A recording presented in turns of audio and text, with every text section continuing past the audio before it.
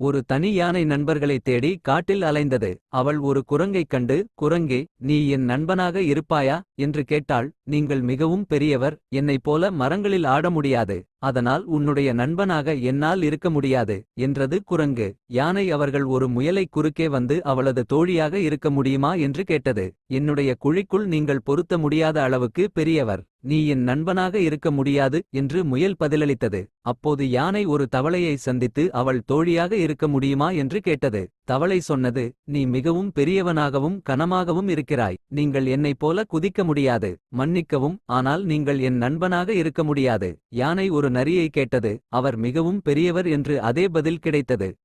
மறுநாள் காட்டில் இருந்த விலங்குகள் அனைத்தும் பயந்து ஓடின. யானை கரடியை நிறுத்தி என்ன நடக்கிறது என்று கேட்டது. புலி அனைத்து விலங்குகளையும் தாக்குகிறது என்று கூறப்பட்டது. இருந்த விலங்குகள் யானை மற்ற பலவீனமான விலங்குகளை காப்பாற்ற விரும்பி புலியிடம் சென்று, தயவு செய்து ஐயா, என் நண்பர்களை விட்டுவிடுங்கள், அவற்றை உண்ணாதீர்கள். புலி அதை கேட்கவில்லை. யானையிடம் தன் வேலையை செய்யும்படி கேட்டது. பிரச்சனையை தீர்க்க வேறு வழியின்றி யானை புலியை உதைத்து விரட்டியது. பின்னர் மற்றவர்களிடம் சென்று நடந்ததை கூறினாள். யானை தங்கள் உயிரை காப்பாற்றியதை கேட்ட விலங்குகள், எங்கள் நண்பராக இருப்பதற்கு நீங்கள் சரியான அளவு என்று ஒருமனதாக ஒப்புக்கொண்டன.